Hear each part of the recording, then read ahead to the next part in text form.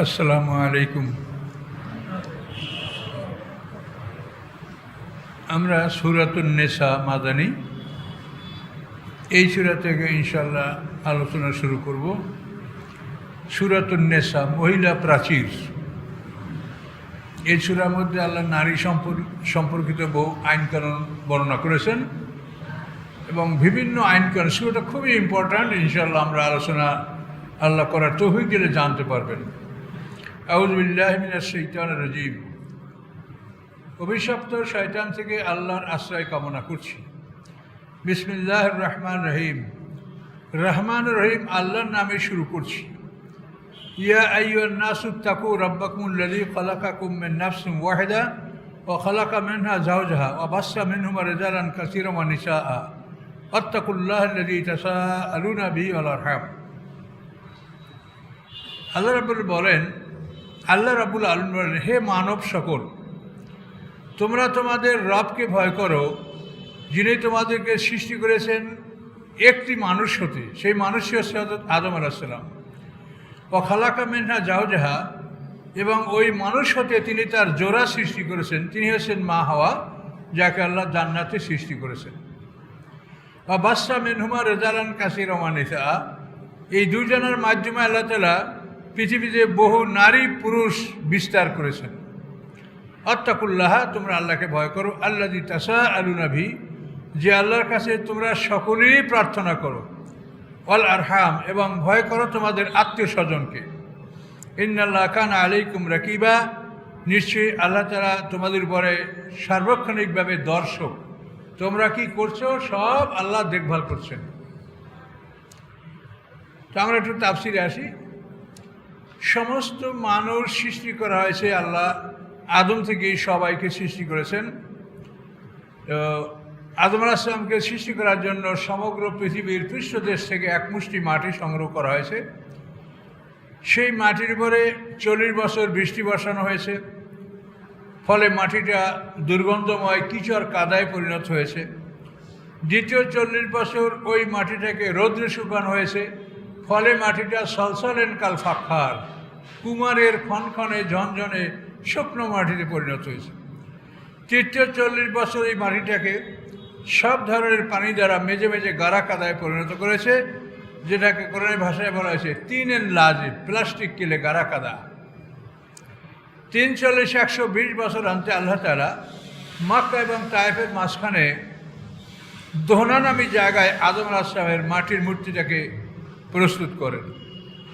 এরপরে তার মধ্যে প্রাণ দান করেন, পায়ের দিক থেকে প্রাণ দেওয়া হয়। এভাবে আদম আলাইহিস সালামের মধ্যে প্রাণ হাঁটু পর্যন্ত আসার পরে আদম আলাইহিস সালাম দাঁড়াবার চেষ্টা করেন এবং আল্লাহ বলেন, ওয়াখলিকাল ইনসানু আজুলা, মানুষকে ব্যস্ত সৃষ্টি করা হয়েছে।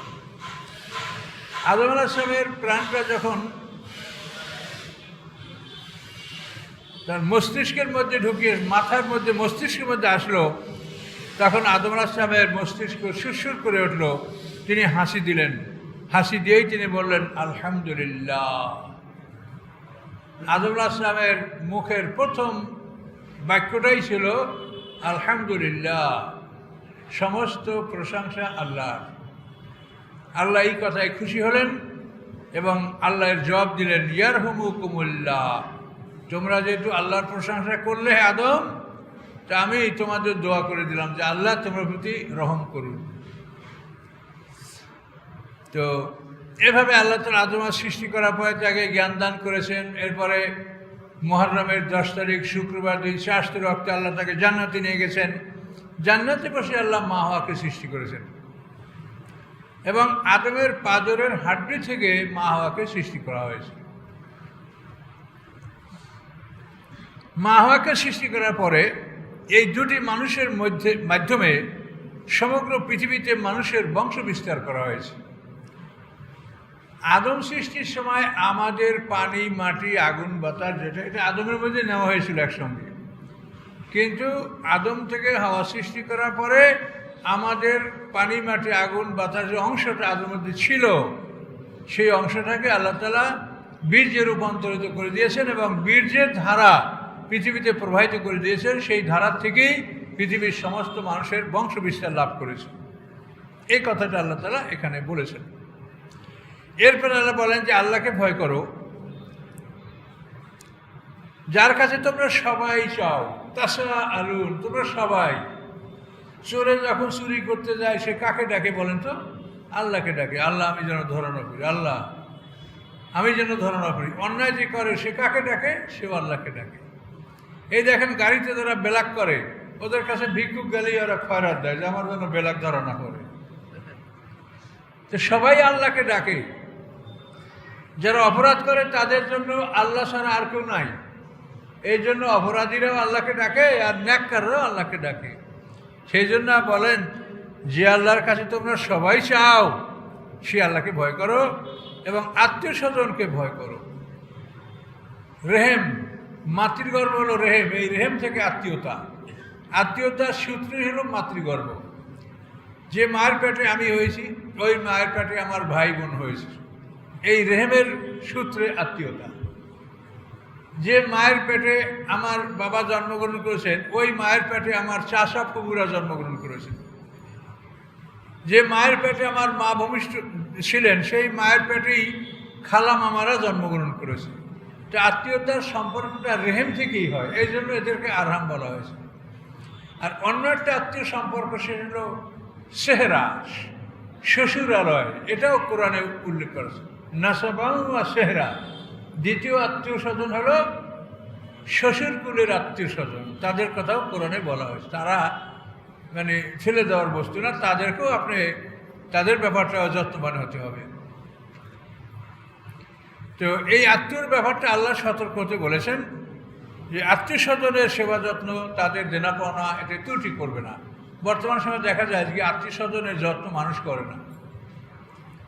শহর বন্দরে অনেকেই থাকে কিন্তু তারা আত্মীয় স্বজনের সেবা যত্ন করতে পারে না। অনেক সময় স্ত্রীর পক্ষ থেকে বাধা, অনেক সময় অন্যান্য রকমের বাধা, নানাভাবে মানুষেরা অনেক সময় স্ত্রীর সেবা করতে আত্মীয় স্বজনের সেবা করতে মানুষ বাধাগ্রস্ত হয়। কাজে এটাকে আত্মীয় স্বজনের সেবা, তাদের হক, এটাকে ছোট করে দেখার কোনো যুক্তি নাই। তাফসীরে বলা আছে এই রেহেম, আত্মীয়তা, একে সৃষ্টি করার পরে সে আল্লাহর কোমর জড়ায় ধরে বলছেন যে আল্লাহ আমি আপনার আশ্রয় কামনা করি। তো আল্লাহ বলছেন যে তোমার হক যারা আদায় করবে আমি তাদের সাথে আসি, আর তোমার সাথে জুলুম করলে আমি তাদের থেকে প্রতিশোধ দেবো। এ ধরনের কথা হাদিসে আছে। মোট কথা আত্মীয় স্বজনের ব্যাপারটা কোরআনে আল্লাহ বারবার কঠিনভাবে বলেছেন। আপনি যদি খবর নিতে না পারেন, মোবাইল করেন, এখন তো মোবাইলের যুগ, আগে চিঠিপত্র দেওয়া, সবসময় আত্মীয় স্বজনের যোগাযোগ রাখবেন। আপনার ভাই ব্রাদার, বোন, বোনের ছেলে, ভাগনা ভাগ্নি, কে কোথায় থাকে, কি অবস্থা আছে খবর নেবেন। আর বিশেষ করে যারা আপনার সাথে শত্রুতা করে তাদের সাথে আপনি সম্পর্ক বজায় রাখবেন। আপনার ভাই আপনাকে ভালোবাসে না, আপনার গীবাত করে, দুর্নাম করে, কিন্তু সেই ভাইয়ের সাথে আপনি ভালো সম্পর্ক রাখবেন। সে শত্রুতা করে বলে আপনি তার সাথে শত্রুতা করতে পারবেন না, যেহেতু সে আপনার রেহেমের আত্মীয়। এই জন্য আপনার তার সাথে ভালো ব্যবহার করেন। এবার ফলাফল দেওয়ার মালিক তো আল্লাহ, কাজে আমাদের কাজ হচ্ছে আল্লাহর হুকুম পালন করা। তো ইন্নাল্লাহ কান আলাইকুম রাকিবা, যে আল্লাহ তাআলা তোমাদের উপরে সবসময় দর্শক, তিনি সবসময় আমাদের সাথে আছেন, তাকিয়ে আছেন, দেখভাল করছেন যে আমরা কি করছি। আমাদের প্রত্যেকটা কাজ আমরা আল্লাহর সামনে সম্পাদন করছি। ও মাকুম আইনে মাকুম, আল্লাহ তোমাদের সাথে আছেন তোমরা যেখানেই থাকো। মায়াকুনুমের নাজওয়া সালাসাতান ইল্লা রাবিউন, তোমরা তিনজনে যখন পরামর্শ করো সেখানে চতুর্থ থাকেন আল্লাহ। ওয়ালা খামসাতান ইল্লা সাদিসুহুম, তোমরা পাঁচজনে পরামর্শ করলে সেখানে ষষ্ঠ থাকেন আল্লাহ। এসে যে কম বেশি যাই হোক এবং যেখানেই হোক আল্লাহ তোমাদের সাথে আছে। এখন কিভাবে সাথে আছেন এর ব্যাখ্যা জানার চেষ্টা করবেন না, জিজ্ঞাসাও করবেন না, চেষ্টাও করবেন না। আল্লাহ যা বলছেন ওটাই মানেন, যে আল্লাহ আমরা তিনজন হলে সেখানে চতুর্থ আল্লাহ আছে, এটাই মানেন। আমরা তিনজন আছি, এর সাথে উনিও আছেন। তো আল্লাহ বলছেন যে আমি তোমাদের তিনজনের সাথে আমি চতুর্থ, এটাই আপনি মানেন। কেমন করে আসে, কিভাবে আসে, এর ব্যাখ্যার কোনো প্রয়োজন নেই। এর ব্যাখ্যা চাইলে সাহাবায়ে কেরামরা ভীষণ রাগান্বিত হয়েছেন যে আল্লাহর ব্যাপারে তুমি ব্যাখ্যা চাচ্ছ, আল্লাহর ব্যাখ্যা দেওয়ার কোনো ক্ষমতা আমাদের নাই, যেহেতু আল্লাহর কোনো মেশাল নাই। লাইসাকা মিসলি শাইউন, দৃষ্টান্ত যদি থাকে তা আপনি বলতে পারেন যে এই হুজুরের মতো ওই অমুক একটা লোক আছে, কিন্তু যার কোনো দৃষ্টান্ত নাই তাকে আপনি কি দিয়ে বুঝাবেন? আল্লাহ বলেন যে আল্লাহর কোনো মেশাল নাই, কাজে আল্লাহ কেমন করে আসেন এটা প্রশ্ন করবেন না। ও আতুল ইয়াতামা আমওয়ালাহুম, এতিমদেরকে তাদের সম্পদ দিয়ে দাও। আরব সমাজে এতিমদের বাড়ি খুবই জুলুম করা হতো, এতিমদেরকে কিচ্ছুই দেওয়া হতো না।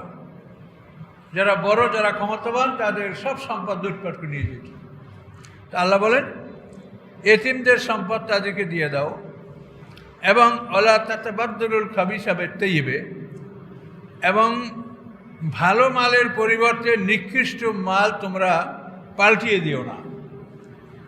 এতিমের পিতা 20টা উট রেখে গেছে, এখন এতিমে যা পায় তুমি তাকে দুর্বলগুলো দিলে আর ভালোগুলো তোমাদের নিজেদের ভাগে রাখলে, এরকম জানো না হয়। উট, বকরি, ছাগল, ক্ষেত খামার, যে কোনো সম্পদ।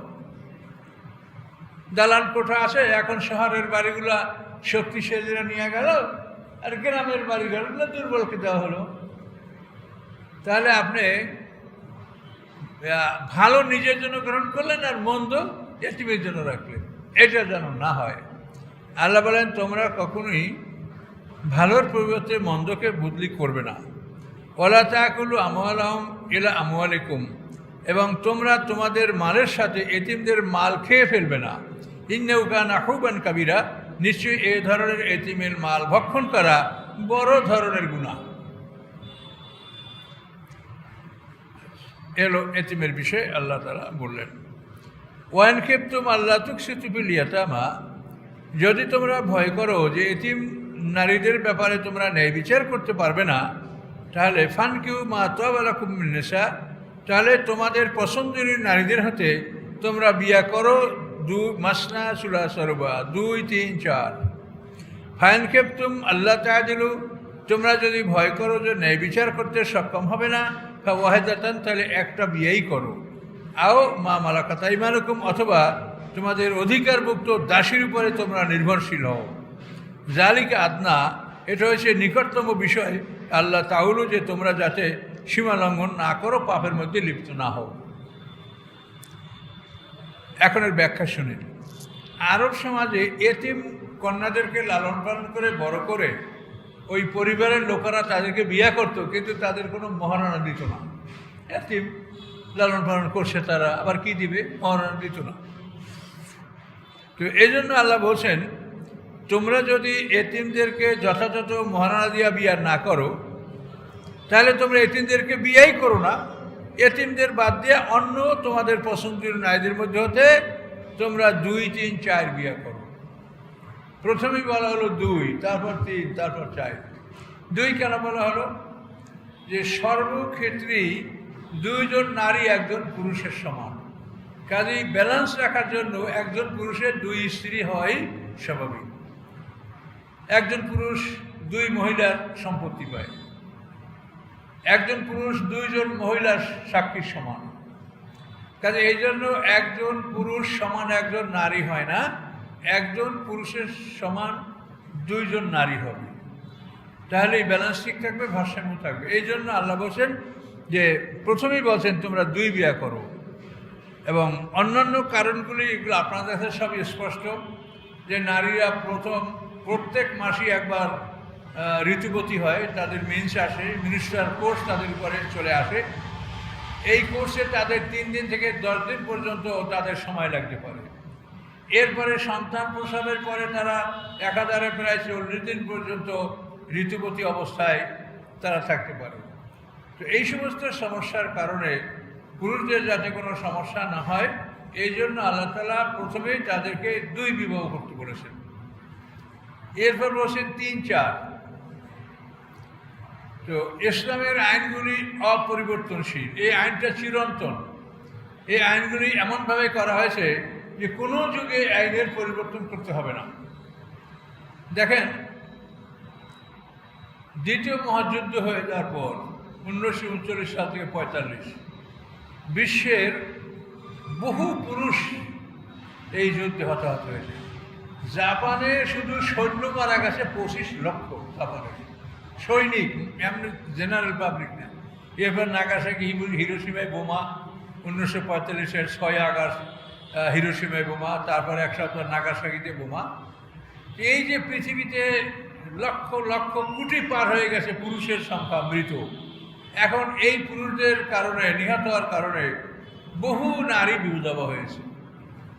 তো ইসলামের আইনগুলি এমন যেটা চিরন্তন এবং এতে সব সমাধান দেওয়া আছে। তো এই জন্য আল্লাহ তাআলা বিধান দিয়ে রেখেছেন, এরকম সমস্যা সৃষ্টি হলে, বহু পুরুষ শাহাদাত বরণ করলে কোনো যুদ্ধে, তখন যারা অবশিষ্ট আছে তারা 3-4 বিয়া করবে, তাহলে নারী সমাজের সমস্যাটা দূর হবে। যে কোনোভাবে নারীদের একটা আশ্রয় হবে, তারা একটা আশ্রয় পাবে যে আমার একটা স্বামী আছে, একটা পুরুষ আছে। তো এই সমস্ত দিক বিবেচনা করে আল্লাহ তাআলা কোরআন পাকে এই বিধান করেছেন যে পৃথিবীর শুরু থেকে শেষ পর্যন্ত কখন কোন সমস্যা আসবে এটা আল্লাহই ভালো জানে। বহুবিবাহ প্রথা এটা ইসলামের আইন না, এটা আগেও ছিল, বরং আগে ছিল এটা বিশৃঙ্খলভাবে। ইসলাম এটাকে শৃঙ্খলাবদ্ধ করেছে। আল্লাহ রসুল যখন মদিনায়, তখন দেখা গেছে বড় বড় নেতারা, একজনের বউ 8 জন, আরেকজন বউ 10 জন। যখন এই আয়াত নাযিল হয়েছে, আল্লাহ রসুল তাদেরকে ডেকে, এই এদিকে আসো, 4 জন রাখো, সব বিদায় করো। তখন ওই সাহাবীরা স্ত্রীদেরকে বললেন যে তোমাদের যারা ছেলে মেয়ে আছে তারা থাকো, আর ছেলে মেয়ে যারা নাই তারা ফুটে যাও, 4 জন থাকো। তাহলে ইসলাম বহুবিবাহের প্রবর্তক না। ইসলামের আগেও সমাজে বহুবিবাহ চালু ছিল। পৃথিবীর সমস্ত মহামানবদের জীবনে দেখা যায় বহুবিবাহ, কিন্তু বহুবিবাহকে সমাজে ঘৃণা করা এই জন্য যে বহুবিবাহ করে মানুষেরা অধিকাংশ ক্ষেত্রে দেখা যায় যে স্ত্রীদের মধ্যে ন্যায় বিচার করে না। এই কারণে বিবাহকে সমাজে ঘৃণার চোখে দেখা হয়। কিন্তু বহুবিবাহ কিন্তু খারাপ কিছু না। আল্লাহ রসুলের 11 বিবাহ ছিলেন, তা আপনারা জানেন। তার মধ্যে খাদিজাতুল কুবরা রাদিয়াল্লাহু তাআলা, জয়নব বিনতে খুজাইমা, এই 2 জন ইন্তেকাল করেছেন, আর 9 জন আল্লাহ রসুলের ইন্তেকাল পর্যন্ত তারা বেঁচে ছিলেন। তো আসল কথা হলো কোরআনের কথাগুলি বোঝা, মানুষ যাতে অপরাধ না করে, মানুষ যাতে ভালো থাকে, মানুষ যাতে জাহান্নামী না হয়, এই সব দিক বিবেচনা করে আল্লাহ তাআলা কোরআনের আইনগুলি করেছেন। বিবাহ আল্লাহ করতে বলেছেন, আবার তো নাও করেছেন। আল্লাহ কোরআনে বলেছেন, ওয়ালিয়াস্তাফিফিল্লাযীনা লা ইয়াজুদুনা নিকাহান হাত্তা ইউগনিহিমুল্লাহু মিন ফাদলিহি। যারা বিবাহের সামর্থ্য রাখে না, তারা বিবাহ থেকে বিরত থাকবে যতক্ষণ না আল্লাহ তাদেরকে সম্পদ দিয়ে সাহায্য করবে। এটা আল্লাহ বলেছে। কাজে আল্লাহ তাআলা সবই বলেছে, কোরআনে সবই আছে এবং সব কথাই সুন্দর, মানুষের কল্যাণের জন্য বলা হয়েছে। এখানে দেখেন আল্লাহ বললেন, তোমরা এতিমদের মধ্যে যদি ন্যায় বিচার করতে সক্ষম না হও, তাহলে তোমাদের পছন্দ অনুযায়ী তোমরা তোমাদের পছন্দ মতো নারীদের মধ্যে হতে তোমরা 2, 3, 4 বিয়ে করো, এবং যদি ভয় করো যে ন্যায় বিচার করতে পারবে না, তো একটা বিয়ে করো, অথবা শরিয়াত সম্মত দাসীর উপরে নির্ভরশীল হও। এবং এটাই হচ্ছে তোমরা যাতে পাপ থেকে আত্মরক্ষা করতে পারো। ও আতুন্নেসা সদুকাতিনা নেহলাতান। ও এখানে একটা ব্যাপার, দাসীর ব্যাপারটা আপনারা বোঝেন কিনা? দাসীটা কোথায় পাওয়া যায়? দাসীর ব্যাপারটা হলো, শরিয়ত সম্মত দাসী মুসলমানরা ধর্মযুদ্ধ করবে, এই ধর্মযুদ্ধে মুসলমানদের হাতে যারা বিধর্মীরা বন্দী হবে তাদের ব্যাপারে শরীয়তে 4টে হুকুম। এই বন্দীদেরকে হত্যা করা যায়, তাদেরকে দাসদাসী পরিণত করা যায়, তাদেরকে মানে মুক্তিপণ নিয়ে তাদেরকে মুক্ত করা যায়, তাদেরকে সাধারণ ক্ষমা করা যায়। এই 4টা বিধান। যদি সেনাপতি বা রাষ্ট্রপ্রধান মনে করে যে হত্যা করা হবে, দাসদাসীতে পরিণত করা যাবে, এবং তাদেরকে টাকার বিনিময়ে মুক্ত করা যাবে। আল্লাহ সবগুলোই করেছেন। বদরের যুদ্ধে বন্দীদের থেকে মুক্তিপণ নিয়ে, রানসম মানি নিয়ে তাদেরকে মুক্ত করা হয়েছিল। তারপরে বনু কুরাইজা ইহুদীদেরকে যুদ্ধে আত্মসমর্পণ করে তাদেরকে হত্যা করা হয়েছে। আল্লাহ সবই করেছেন। এভাবে ধর্মযুদ্ধ এখন পৃথিবীতে নাই। আর এখন শরিয়া সম্মত দাসী পাওয়ারও কোনো সম্ভাবনা পৃথিবীতে নাই। আর আরেকটা প্রথা ছিল, সেটা হলো ক্ষমতাসীনরা দুর্বলদেরকে ধরে নিয়ে এক শহর থেকে আরেক শহরে বিক্রি করে দিত। এখনকার দুনিয়াটা তো চিন্তা করতে পারছেন না। 100 বছর আগে দুনিয়া চিন্তা করেন যে পৃথিবীর যানবাহন যোগাযোগ ব্যবস্থাটা কী ছিল। কিন্তু একটা মানুষকে এক শহর থেকে আরেক শহরে নিয়ে বিক্রি করে দিলে ওই মানুষ জীবনে কোনোদিন আর ফিরে আসতে পারত না। এইভাবে শক্তিশালীরা দুর্বলদেরকে ধরে নিয়ে বিক্রি করে দিত। এভাবেও কিন্তু যারা বিক্রি হয়ে যেত তারা দাস দাসীতে পরিণত হতো, এবং এই জীবন আর কোনোদিন তারা এর থেকে মুক্ত হতে পারত না। এভাবেও একটা সিস্টেম জাহিলিয়াতে ছিল। এখন আসলে পৃথিবীর সভ্য মানুষেরা এই বিষয়টির উপরে তারা নজর দিয়ে দাস প্রথাকে এখন সব জায়গা থেকেই বিলুপ্ত করা হয়েছে। ব্রিটিশ কলোনি, আমেরিকা, সবাই এই দাস প্রথাকে বিলুপ্ত করেছে।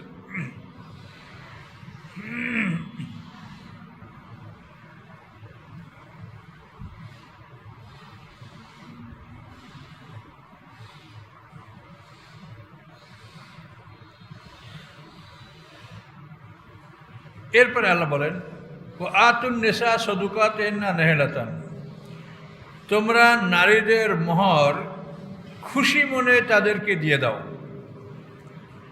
ফান্তেবনালাকুম আনসাইম মেনু নাফসান ফাকুলু হানিয়াম মারিয়া, তারা যদি নিজের পক্ষ থেকে খুশি হয়ে ওর থেকে তোমাকে কিছু ফেরত দেয়, সেটা তোমরা আনন্দ সহকারে উপভোগ করতে পারো। কিন্তু প্রথম আদেশ হলো তুমি খুশি মনে তাদের মোহরটা তাদের হাতে দিয়ে দাও।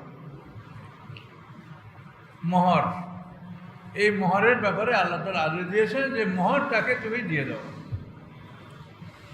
বিবাহের সময় মোহর ধার্য করা উচিত। যদি ধার্য না হয় তাহলে সে তার বোনের মোহর অথবা ফুফুর সমপরির মোহর এটা সে পাবে, এবং এই মোহর তাকে আদায় করতেই হবে।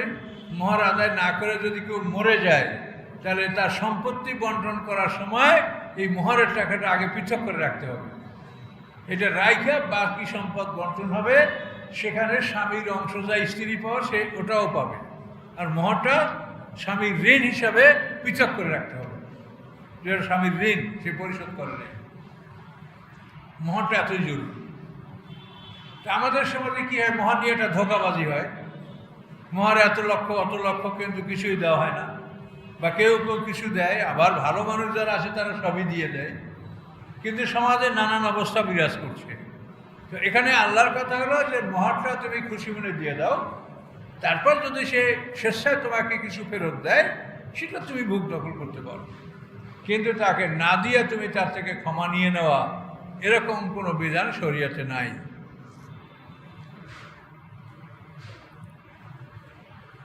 ওয়ালা তুতু সুফা আমওয়ালাকুম আল্লাতী জাআলা লাকুম কিয়ামা। আল্লাহ রাব্বুল আলামিন বলেন, নির্বোধদের হাতে তোমাদের সম্পদ তুলে দিও না।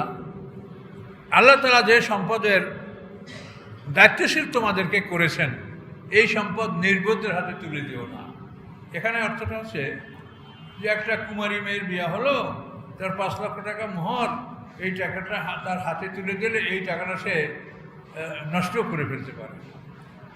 এই জন্য এই টাকাটা এমনভাবে দাও যাতে এই টাকাটা কাজে আসে। হয়তো স্বামীর পক্ষ অথবা স্ত্রীর পক্ষ এই মোহরটা তার যেন সঠিকভাবে মানে প্রপার ইউজ হয়, সঠিকভাবে ব্যবহার হয়, এটা বিনষ্ট হয়ে না যায়, এই জন্য আল্লাহ সতর্ক করেছে।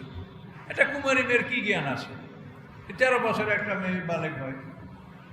কাজে এই মেয়েদের বা এইভাবে অন্যান্য এতিম ছেলেদের সম্পদ এটা তোমরা সাবধানের সাথে তাদের হ্যান্ডওভার করো।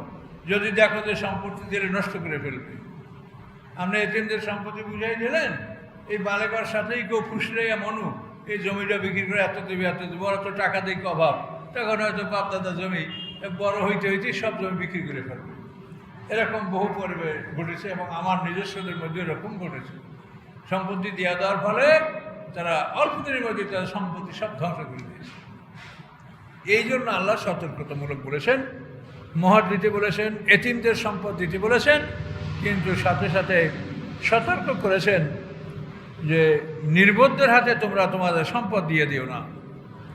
যে এই সম্পদের রক্ষক তোমাদেরকে আল্লাহ করেছেন, তাহলে কি করবা? অর্জকুম ফিহা, ওই সম্পদ থেকে তাদেরকে জীবন সামগ্রী সরবরাহ করো। অক্সুহুম, কাপড় চোপড় দাও। অকুল্লম কৌলম মারুফা, তাদের সাথে ভালো আচরণ করো। কিন্তু সম্পদ হেফাজত করে রাখো। ওদের হাতে দিলে যদি সম্পদ নষ্ট হয়ে যায়, তো এমন অবস্থায় এই নির্বোধদের হাতে সম্পদ তুলে দিও। অত্যন্ত গুরুত্বপূর্ণ কথা আল্লাহ বলেছেন। মানুষের জীবনে এর চাইতে গুরুত্ব বিষয় আর কি থাকতে পারে বলেন? সবচাইতে গুরুত্বপূর্ণ বিষয় এগুলি। কিন্তু আমরা কি ওয়াজ করি সমাজে, তা তো দেখেছেন, সবই ফজিলত আর গল্প কাহিনী। আর আল্লাহ বলছেন মানুষের জীবনের সবচাইতে গুরুত্বপূর্ণ বিষয়গুলি আল্লাহ এভাবে খুঁটে খুঁটে আল্লাহ আমাদেরকে বলে দিচ্ছে। এখন আল্লাহ বলেন, অবতারুল ইয়াতামা হাত্তা যা বালাকুন নেকাহা, এতিমদেরকে পরীক্ষা করো, যদি তারা বিবাহের বয়সে উপনীত হয় তাহলে দেখো ফাইন আনাস্তুম মিনহুম রুশদা, যদি তাদের মধ্যে তোমরা সৎপথ অর্থাৎ তাদের মধ্যে আলোকিত জ্ঞান, বিশুদ্ধ জ্ঞানের পরিচয় পাও, তাহলে ফাতহুইল মামালহম, তাদের সম্পদ তাদেরকে হস্তান্তর করে দাও। যদি তুমি তাদের মধ্যে স্পষ্ট জ্ঞান বা পরিশুদ্ধ জ্ঞান এর নমুনা তুমি দেখতে পাও, বুঝতে পারো, সম্পদ দিয়ে দাও।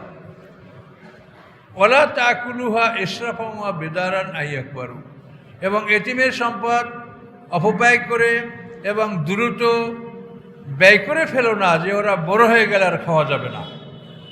এতিম বড় হয়ে গেলে আর খাওয়া যাবে না, এখন ছোট আছে খেয়ে নি।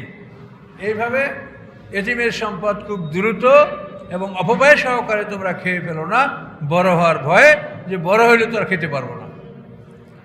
অমানকানা গানিয়ান ফালিয়া সাহেব, আর যে হবে ধনী সে যেন এতিমের সম্পদ থেকে একেবারেই দূরে থাকে, সে যেন এতিমের সম্পদ মোটেও ভক্ষণ না করে। অমানকানা ফকিরান, আর এতিমের সেবা যত্ন বা এতিমের দায়িত্বশীল সে যদি ফকির হয়, ফালিয়াকুল মারুফ, তাহলে সে ন্যায়সঙ্গতভাবে এতিমকে দেখভাল করবে, এই জন্য ন্যায়সঙ্গতভাবে সে ওর থেকে কিছু ভক্ষণ করতে পারবে। আর ধনী হলে তাকে আল্লাহ নিষেধ করেছে। ফায়দা দফাতুম ইলাইহিম আমওয়ালাহুম, যখন তোমরা তাদের সম্পদ তাদেরকে হস্তান্তর করবে, ফাশহিদু আলাইহিম, তাদের উপরে সাক্ষী রাখবে, সাক্ষীর মোকাবেলা সম্পদ হস্তান্তর করবে। কিভাবে পরামর্শ দিচ্ছেন আল্লাহ দেখেন। ওয়াকাফা বিল্লাহি হাসিবা, হিসাব নেওয়ার ক্ষেত্রে আল্লাহ যথেষ্ট, হিসাব গ্রহণ করার ক্ষেত্রে আল্লাহ যথেষ্ট। কিন্তু তারপরও সামাজিকভাবে তোমরা এতিমের মাল হস্তান্তর করার সময় সাক্ষী রাখবে। লিররিজালি নাসিবুম মিম্মা তারাকাল ওয়ালিদান ওয়াল আকরাবুন, পুরুষদের জন্য রয়েছে অংশ উহা হতে যা রেখে যায় তাদের পিতামাতা এবং নিকটতম আত্মীয় স্বজন। ওয়ালেন নেশায় নাসিবুন, স্ত্রীদের জন্য রয়েছে অংশ মেম্মা উহা হতে তারাকাল ওয়ালিদান ওয়াল আকরাবুন, যা রেখে যায় তাদের পিতামাতা এবং নিকটতম আত্মীয় স্বজন। মেম্মা কাল্লা মেনু ও কাসুরা, কম রেখে যাক অথবা বেশি রেখে যাক, যে সম্পত্তি রেখে যায় নারী পুরুষ উভয়ে তাদের মৃত আত্মীয় স্বজনের সম্পত্তির ওয়ারিশ হবে, কম হোক বেশি হোক। নাসিবাম মাফরুদা, নির্ধারিত অংশ, আল্লাহ তাআলা নির্ধারিত অংশ করে দিয়েছেন, অংশটা নির্ধারণ আল্লাহ করে দিয়েছেন। প্রথমে আল্লাহ তাআলা এটা মানুষকে বলছিলেন যে মৃত্যু আসলে তোমাদের সম্পদ থাকলে তোমরা ওসিয়ত করবে, কিন্তু পরে দেখা গেল যে তারা আসলে ওসিয়ত করতে পারছে না। মরার সময় কে কোথায় আসে লোক পাওয়া যাচ্ছে না, বা নিজের হুলজ্ঞান ঠিক নাই, নানা সমস্যার কারণে আল্লাহ তাআলা এই ওসিয়াতের দায়িত্বটা নিজে নিয়ে নিলেন।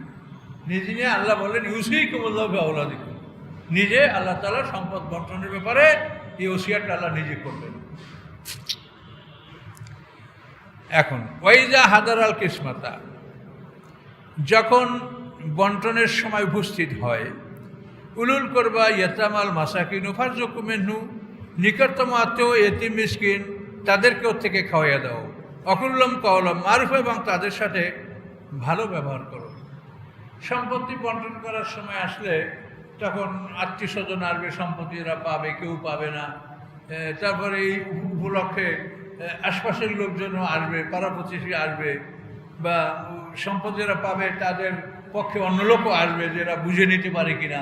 এই নানা ক্ষেত্রে এই লোকগুলি যারা জমা হবে, আল্লাহ বলছেন তাদেরকে ওর থেকে খাওয়াইয়া দাও, মৃত ব্যক্তির সম্পদ থেকে এই লোকদেরকে খাবার দিয়ে দাও, খাওয়াও, এবং ভালো কথা বলো।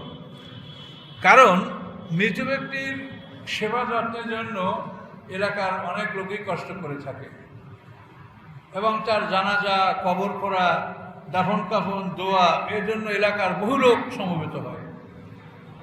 এখন এই ব্যক্তির সম্পদ পাবে তার ছেলেমেয়ের ওয়ারিশরা, আর তো অন্যরা পাবে না। এখন বলা হয়েছে অন্যরা যারা তার সেবা যত্ন উপস্থিত হলো তাদেরকে এক সন্ধ্যা খাওয়াইয়া দাও। তাদের তো এতগুলো মানুষকে তোমরা দিতে পারবা না, কিছু সম্পদটা আত্মীয়রা পাবে।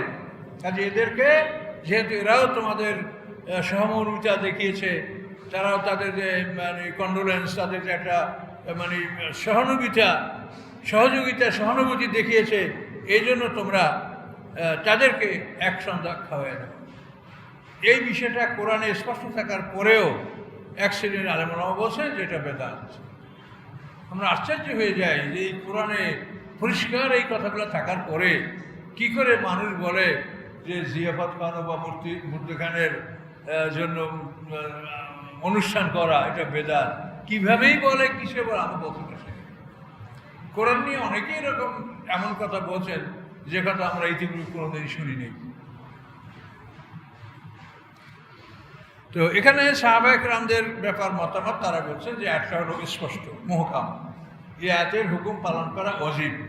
কাজী মৃত ব্যক্তির সম্পদ থেকে আত্মীয় স্বজনদের খাওয়ানো ওয়াজিব। এবং একথাও তারা বলেছেন যে ওয়ারিশরা যদি সব নাবালেগ হয় তখন অনুরোধ করতে হবে যে এরা নাবালেগ, এই নাবালেগের সম্পদ আমরা ব্যয় করার অধিকার রাখি না, এরা বড় হলে আপনাদের হক আদায় করবে, এটা তাদেরকে উপস্থিতদেরকে বলতে হবে। তো এখানে একজন সাহাবীর ঘটনা বর্ণিত আছে যে উনি কিছু এতিমদের সম্পদ বন্টন করতে উপস্থিত হয়েছেন। তখন ওই এতিমদের বকরিতে একটা বকরি জবা করে উপস্থিতদেরকে খাওয়ানোর ব্যবস্থা করলেন এবং বললেন যে আল্লাহর কোরআনে যদি এটা বলার না হতো যে মৃত ব্যক্তির সম্পদ থেকে খাওয়াও, তাহলে আমি আমার একটা বকরি জবা করে খাওয়াতাম। যেহেতু আল্লাহর নির্দেশ হলো মৃত ব্যক্তির সম্পদ থেকে তাদের খাওয়াও, এই জন্য আমি এই বকরিটা জবাই করে সবার জন্য, ওই এতিমদের মালের থেকেই এই বকরিটা আমি সবার জন্য জবাই করে সবার জন্য খাওয়ার ব্যবস্থা করলাম। তাহলে এই বিষয়টা সিনিয়র সাহাবী আব্দুল্লাহ আব্বাস সহ অন্যান্য সিনিয়র সাহাবীরা এটা বলেছেন যে আয়াত মুহকাম, এখানে কোনো সন্দেহের অবকাশ নাই। কাজেই তাদের সাথে ভালো ব্যবহার বলবে যে আমরা তো আপনাদেরকে দিতে পারি না কিছু, তো আপনারা সেবা যত্ন করছেন, আসছেন বাড়িতে, আর বাড়িতে আপনার বাড়িতে মানুষগুলোর সাথে এক মেহমানদারি পাবে না? আপনার বাড়িতে একটা লোক গেলে সে মেহমানদারি তো পাবে, এবং সেখানে 3 দিন পর্যন্ত কোনো মেহমানকে আপনি মেহমানদারি করতে বাধ্য থাকবেন। 3 দিনের পরে বিদায় করার সময় তাকে কিছু হ্যাভারসাক লাঞ্চ, কিছু পথের খাবারও তাকে দিয়ে দেবে। এটা হলো শরীয়তের বিধান। কাজে আপনার বাড়িতে লোকগুলো আসলো, আপনার শোকতাপ, আপনি ঠিক খাওয়াতে পারলেন না, এই জন্য আল্লাহ বলছে যে সম্পদ বন্টন করার দিনে তাদেরকে খাওয়াইয়া দেবে। সর্বদিক থেকে বিষয়টা যুক্তিসঙ্গত, এবং এটার ফলে সামাজিক একটা ভ্রাতৃত্ব বন্ধন জোরদার হয়। এরকম যদি একটা অনুষ্ঠান হয় তখন আপনি বাধ্য হয়ে আপনার আত্মীয় স্বজন পাড়ার সবাইকে ডাকবেন যে ভাই আমরা এই কাজটা করবো, এখন সবাই আপনার সহজে করেন।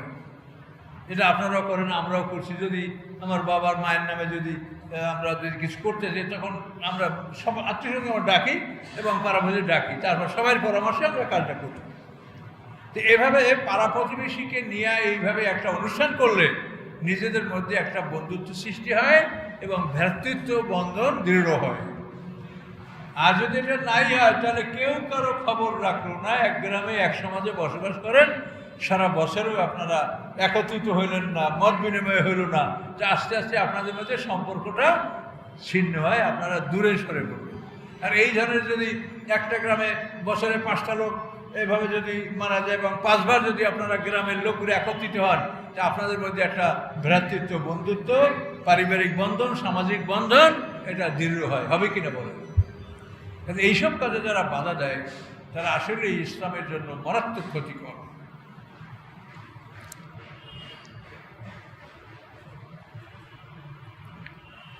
ওয়ালিয়াকশাল্লাযীনা আল্লাহ তারাকু মিন কলবিহিম যুররিয়াতান যিআফান খাফু আলাইহিম। আল্লাহ বলেন, যাদেরকে এই কথাগুলি বলা হলো এতিমের সম্পদের ব্যাপারে, বিবাহের ব্যাপারে, আল্লাহ বলছেন তারা যেন ভয় করে যে তারা যদি তাদের পিছনে দুর্বল সন্তান রেখে যায় তাহলে অবস্থা কি হবে।